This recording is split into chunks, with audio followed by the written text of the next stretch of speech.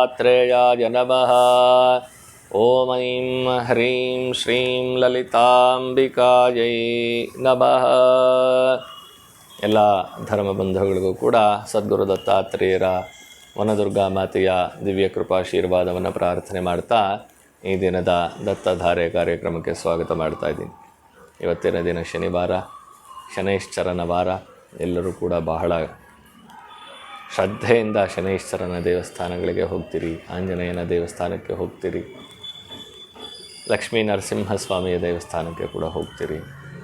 ಒಟ್ಟಲ್ಲಿ ಶನಿವಾರ ಬಂತು ಅಂದರೆ ಎಲ್ಲರೂ ಕೂಡ ತುಂಬ ಆ್ಯಕ್ಟಿವ್ ಆಗ್ತೀರಿ. ಯಾಕೆ ಅಂತಂದರೆ ಶನೈಶ್ಚರನ ಭಯದಿಂದ. ನನಗೆ 7.5 ಬಂದಿದೆ, ನನಗೆ ಅಷ್ಟಮ ಶನಿ, ನನಗೆ ಅರ್ಧಾಷ್ಟಮ, ನನಗೆ ಪಂಚಮ ಶನಿ, ನನಗೆ ಶನಿ ದಶೆ, ಈ ಎಲ್ಲ ಒಂದು ವಿಚಾರಗಳನ್ನು ತಿಳ್ಕೊಂಡು ಗಾಬರಿ ಆಗ್ತಾ ಇರ್ತೀವಿ. ಆದರೆ ಗಾಬರಿ ಆಗೋ ಅವಶ್ಯಕತೆಯೇ ಇಲ್ಲ. ಯಾಕಂದರೆ ಶನೈಶ್ಚರ ಮಹಾಲಕ್ಷ್ಮಿಯ ಅನುಗ್ರಹ ಮಾಡುವಂತಹವನೇ ಶನೈಶ್ಚರ.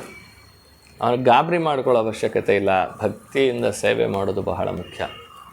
ಏನು ಮಾಡಬೇಕಪ್ಪ? ನಮಗೆ ಮಹಾಲಕ್ಷ್ಮಿಯ ಅನುಗ್ರಹ ಆಗಿ ಈ ಒಂದು ನಮ್ಮ ಕಷ್ಟ ಕಾರ್ಪಣ್ಯಗಳು ಏನು ಶನೈಶ್ಚರ ನಮ್ಮ ಕರ್ಮದ ಗಂಟನ್ನು ಬಿಡಿಸ್ತಾನೆ, ಒಂದಾದ್ಮೇಲೆ ಒಂದು ಏಟುಗಳು ಬೀಳುತ್ತೆ. ಅನಿಷ್ಟಕ್ಕೆಲ್ಲ ಶನೈಶ್ಚರ ಹೊಣೆನಾ ಅಂತ ಇರೋದು ಕಾದೆ. ಆದರೆ ಅನಿಷ್ಟಕ್ಕೆಲ್ಲ ಶನೈಶ್ಚರ ಹೊಣೆ ಅಂತ ತೀರ್ಮಾನ ಆಗಿಬಿಟ್ಟಿರುತ್ತೆ. ನಂಗೆ ಏನಾದ್ರು ಕಷ್ಟ ಬಂತು ಅಂದರೆ ಶನಿ ಯಾವ ಮನೇಲಿದ್ದಾನೆ ನೋಡು ಅಂತ ಹೇಳಿ.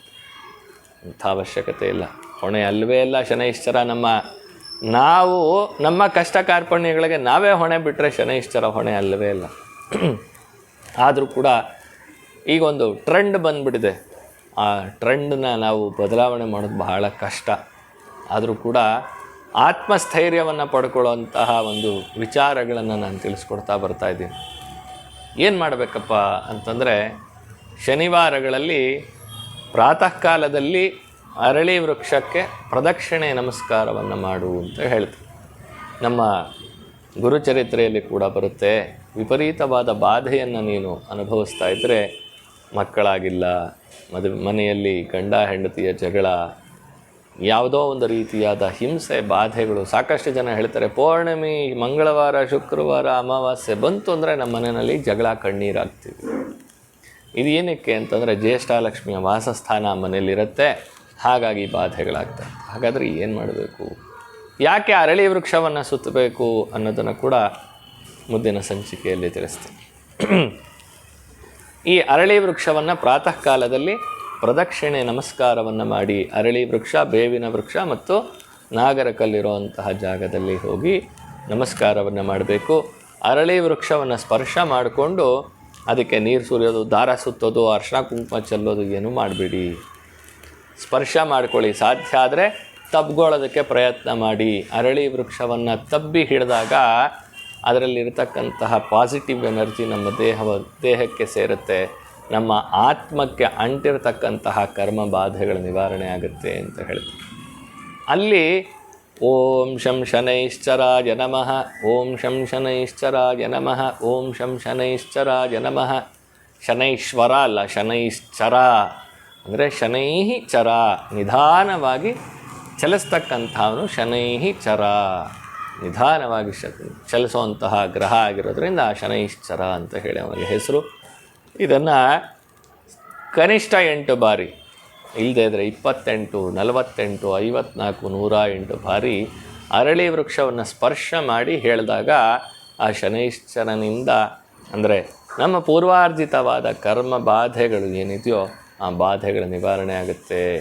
ಹಾಗೆ ಸಂಧ್ಯಾಕಾಲ 6 ಗಂಟೆಯ ವೇಳೆಯಲ್ಲಿ ನಮಗೆ ಪಿತೃ ಸಂಬಂಧವಾದ ಬಾಧೆಗಳಿದ್ದು ವಿಪರೀತವಾಗಿ ಮನೆಯಲ್ಲಿ ಕಿರ್ಚಾಟ, ಕೂಗಾಟ, ಗಲಾಟೆಗಳು ನಡೀತಾ ಇದೆ ಅಂತಂದರೆ ಸಂಧ್ಯಾಕಾಲ 6 ಗಂಟೆ ಕಳೆದ ನಂತರ ಒಂದು ಮಣ್ಣಿನ ಹಣತೆಯನ್ನು ತಗೊಂಡು ಹೋಗಿ ಅರಳಿ ವೃಕ್ಷದ ಬಳಿ ದೀಪವನ್ನು ಹಚ್ಚಿ 7 ಧೂಪಗಳನ್ನು ಇಡಬೇಕು.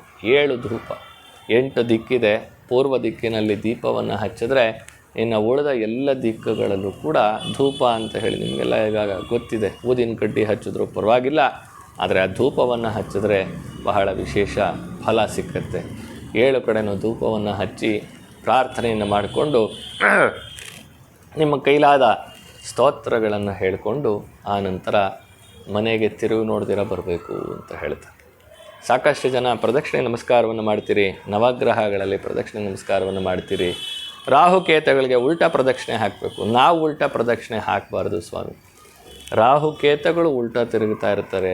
ಆ ಗ್ರಹ ಮಂಡಲದಲ್ಲಿ ಅವರು ಅಪ್ರದಕ್ಷಿಣೆಯಾಗಿ ಪ್ರದಕ್ಷಿಣೆ ಮಾಡ್ತಾ ಇರ್ತಾರೆ. ನಾವು ಅಪ್ರದಕ್ಷಿಣೆ ಮಾಡಬಾರ್ದು. ನಾವು ಅಪ್ರದಕ್ಷಿಣೆ ಮಾಡೋದು ಒಂದೇ ಜಾಗದಲ್ಲಿ, ಆ ಜಾಗ ಬಿಟ್ಟರೆ ಬೇರೆ ಇನ್ನೆಲ್ಲೋ ನಾವು ಅಪ್ರದಕ್ಷಿಣೆ ಮಾಡಬಾರ್ದು. ನವಗ್ರಹಗಳಿಗೆ ಪ್ರದಕ್ಷಿಣೆ ನಮಸ್ಕಾರವನ್ನೇ ಮಾಡಬೇಕು. 9 ಗ್ರಹಗಳು ಕೂಡ ನಾವು ಗ್ರಹಗಳ ಅನುಗ್ರಹವನ್ನು ಪಡ್ಕೊಳ್ಬೇಕು. ಆದ್ದರಿಂದ ಪ್ರದಕ್ಷಿಣೆ ನಮಸ್ಕಾರವನ್ನು ಮಾಡಿ, ಯಾವುದೇ ಶನೈಶ್ಚರನ ದೇವಾಲಯಕ್ಕೆ ಹೋದಾಗ ಅವನಿಗೆ ಬೆನ್ನು ತೋರಿಸದೆ ಹಿಂದೆ ಬರಬೇಕು ಅಂತ ಹೇಳಿ ಹಿರಿಯರು ಹೇಳಿಕೊಟ್ಟಿದ್ದಾರೆ. ಯಾರು ಇದನ್ನು ಫಾಲೋ ಮಾಡ್ತಿರೋ ಫಾಲೋ ಮಾಡಲ್ವೋ ಗೊತ್ತಿಲ್ಲ. ಆದ್ದರಿಂದ ಈ ಒಂದು ಪ್ರಾರ್ಥನೆಯನ್ನು ಮಾಡಿಕೊಳ್ಳಿ. ಅದರ ಜೊತೆಯಲ್ಲಿ ಬಹಳ ಮುಖ್ಯವಾಗಿ ನಮ್ಮ ಹಿರಿಯರಲ್ಲಿ ಈ ಶನೈಶ್ಚರನಿಂದ ಅನುಗ್ರಹವನ್ನು ಪಡ್ಕೊಂಡವರು, ಎಲ್ಲ ಬಾಧೆಗಳು ಆ ಶನೈಶ್ಚರನ ಒಂದು 7.5 ವರ್ಷದ ಬಾಧೆಯನ್ನು ಅನುಭವಿಸಿ ನಂತರ ಅವನ ಕೃಪೆಯಿಂದ ಸಾಮ್ರಾಜ್ಯವನ್ನು ಆಳಿದಂತಹವರು ಬಹಳ ಮುಖ್ಯವಾಗಿ 3 ಜನ: ಸತ್ಯ ಹರಿಶ್ಚಂದ್ರ, ನಳಮಹಾರಾಜ ಮತ್ತು ವಿಕ್ರಮಾದಿತ್ಯ.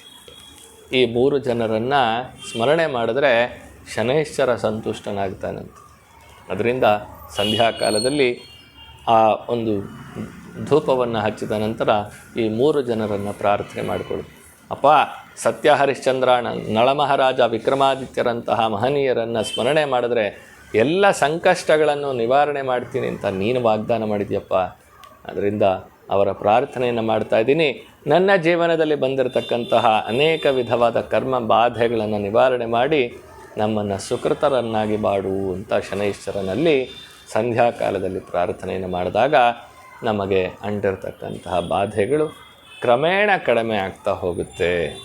ಆ ಬಾಧೆ ಕಡಿಮೆ ಆಗ್ತಾ ನಾವು ಅಹಂಕಾರ ಬೆಳೆಸ್ಕೊಂಡ್ವಿ ಅಂತಂದರೆ ತಿರ್ಗಾ ತಲೆ ಮೇಲೆ ಮುಟುಕ್ತಾನೆ. ಆದ್ದರಿಂದ ನಾವು ಎಷ್ಟೆಷ್ಟು ಸರೆಂಡರ್ ಆಗ್ತಾ ಹೋಗ್ತೀವಿ, ಎಷ್ಟೆಷ್ಟು ವಿನಯಶೀಲರಾಗ್ತಾ ಹೋಗ್ತೀವಿ, ಅಷ್ಟಷ್ಟು ಶನೈಶ್ಚರನ ಅನುಗ್ರಹವನ್ನು ನಾವು ಪಡ್ಕೊಳ್ಬಹುದು ಅಂತ ಹೇಳಿ ತಿಳಿಸ್ತಾ ಇವತ್ತಿನ ಕಾರ್ಯಕ್ರಮಕ್ಕೆ ಮಂಗಳ ಹಾಡ್ತಾ ಇದೆ. ಓಂ ಶಾಂತಿ ಶಾಂತಿ ಶಾಂತಿ. ಸದ್ಗುರೋ ದಿವ್ಯ ಚರಣಾರವಿಂದಾರ್ಪಣಮಸ್ತು.